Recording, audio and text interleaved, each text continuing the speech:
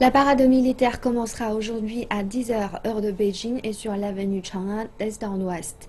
Le trajet total sera de 2,4 km. Et justement, un de nos journalistes se trouve près des rangs de l'armée qui se prépare à défiler. Retrouvons-le tout de suite. Bonjour Ma Chen. Vous, Bonjour Julie. vous vous trouvez au point de départ de la parade. Pouvez-vous nous présenter un peu la situation? Alors, maintenant, je me trouve tout juste au point de départ de la parade. La première formation, derrière moi, c'est la garde d'honneur des trois armes de l'ABL. Ses membres se sont entraînés pendant 3 mois pour ce grand défilé militaire.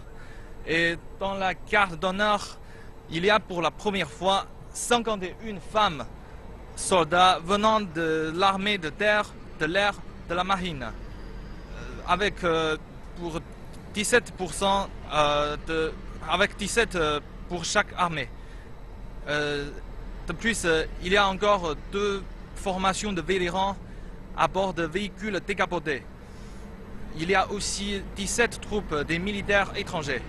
Il s'agit des nations d'Asie, d'Europe, d'Afrique, d'Océanie et des Amériques.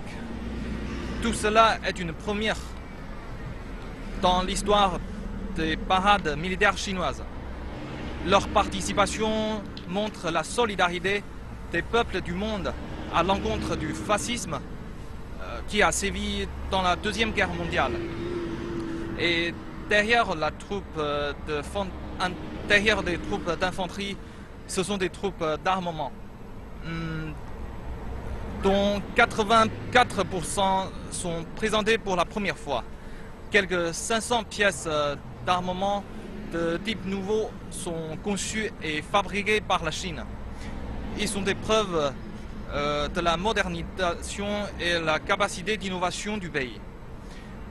Par ailleurs, tout à l'heure, quelques 200 avions militaires survoleront la place Tiananmen. Comme vous le savez, la dernière parade militaire en Chine remonte à octobre 2009, lors du 60e anniversaire de l'établissement de notre République. Personnellement, j'y ai participé aussi. Et j'étais encore étudiant. J'ai donc défilé dans une troupe des étudiants venant de 3 universités différentes de Beijing. Julie.